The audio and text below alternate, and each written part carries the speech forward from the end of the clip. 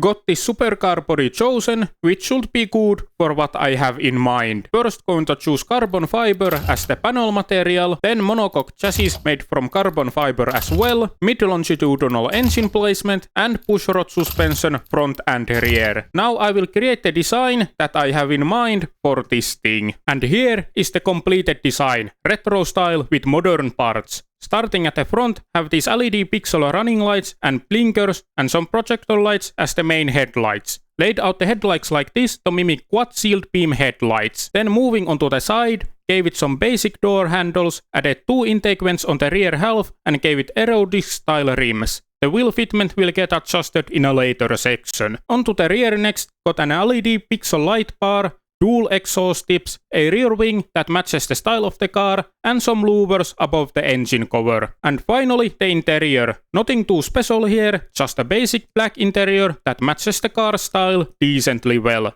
Would have loved to give this a proper retro style digital gauge cluster, but unfortunately I don't know how to make one of those functional for BMG Drive, so instead went with the BMG race display. And that concludes the design tour. Very happy with how this turned out. Was able to pretty much make the design I had in mind. Quickly gonna choose rear wheel drive here before we get into the engine builder. Then time for the engine. Going to go with a V8 layout and cast iron for the block design. Displacement I will make exactly 2.6 liters. Pretty small for a supercar V8, but this body has quite limited engine bay space. Dual overhead cam for valve train and aluminum performance for the head design. Forged steel light for the crank and forged light for the conrods and pistons. Those will allow for a high revving engine, and a harmonic damper for the balancing mass. Going to give this VVT on the intake valves, keeping this naturally aspirated for that good throttle response, direct injection per cylinder for the fuel system,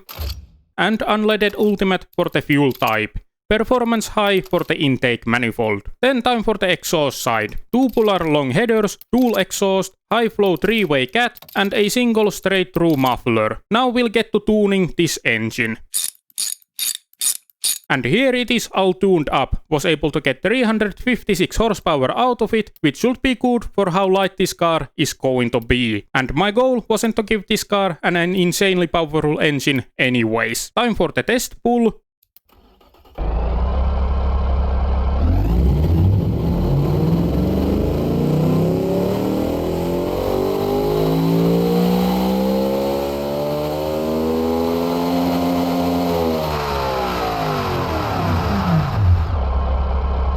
And with the engine completed, we can move on to the next section. Dual clutch 6-speed for the transmission and an electric LSD for the differential, radial semi-slick tires to make sure this car has enough grip, and alloy for the rim material, vented disc 6-piston on the front and vented disc 4-piston on the rear for brakes, sport under tray, seat count is already correct, sport interior of course, and the car itself is all the entertainment you're going to need, and going to optimize the weight to be quite a bit on the lighter side. Variable hydraulic for the steering, haven't tried that out before and should fit this car pretty well. And I think it makes sense to give this electronic stability control. Finally the suspension, active sport springs, semi-active dampers, and well, the only option for sway bars is passive. Putting on the sport preset and going to adjust that if needed. We'll get to work fixing these now, as well as just generally tuning all of the things in this section.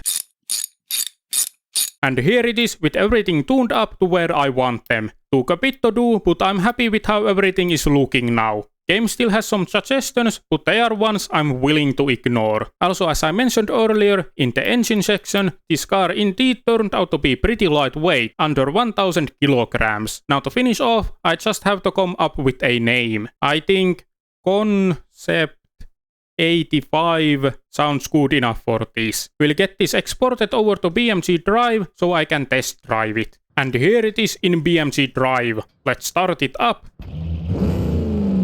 That's a nice startup sound. Move into the interior camera.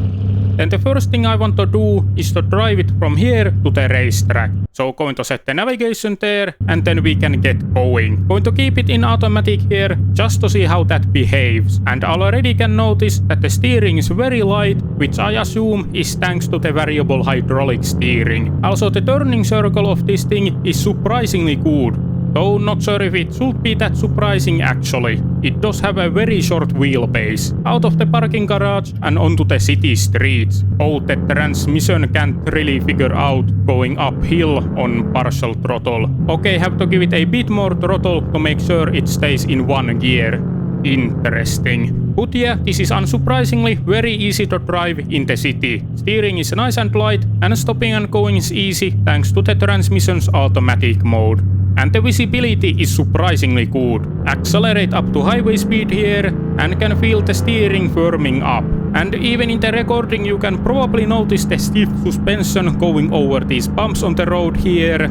Can also feel those pretty well through the force feedback of my wheel. But other than that, it cruises nicely on the highway. And turning off the highway here feels good in the turn here, so if that is any indication of how this car will handle on track, then it will be good. Okay, through this tunnel, turn around after it, and we are at the track's pit lane. Going to set a reset point here, just in case. So, going to put it into sport mode and the transmission into manual mode and get going. Accelerates well. Brakes feel good as well, though really have to push the pedal hard. Going to take this outlap pretty carefully. Just want to get a feel for this car and what it does at speed. Feels good in these corners at least. Oh, small sign of oversteer there while getting off the throttle.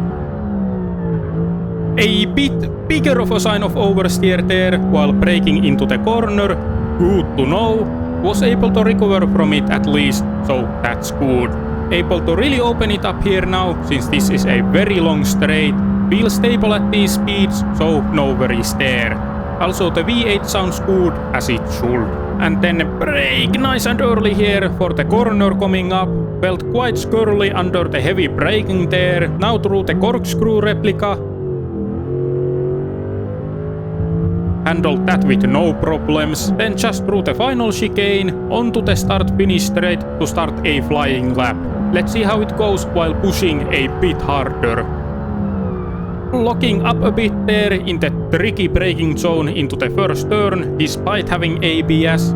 Could have been a tighter line through turn 1, but oh well. No problems through that corner. Another small sign of oversteer there at the corner entry.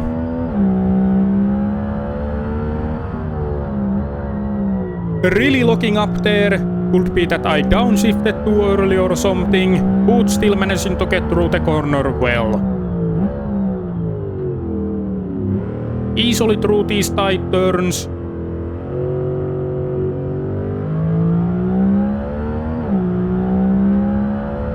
And careful here now so we don't slide like we did during the outlap.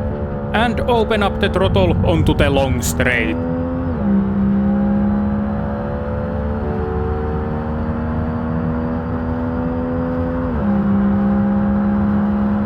Through the small bend, over the hill, and then heavy on the brakes. Nothing special through these corners.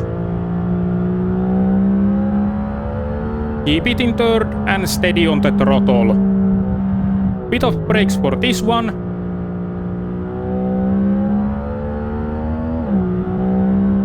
And time for the corkscrew replica again. No problems this time either.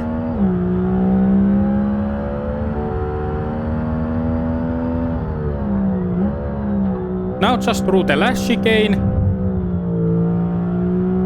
And then accelerate towards the finish line. And there is the lap complete.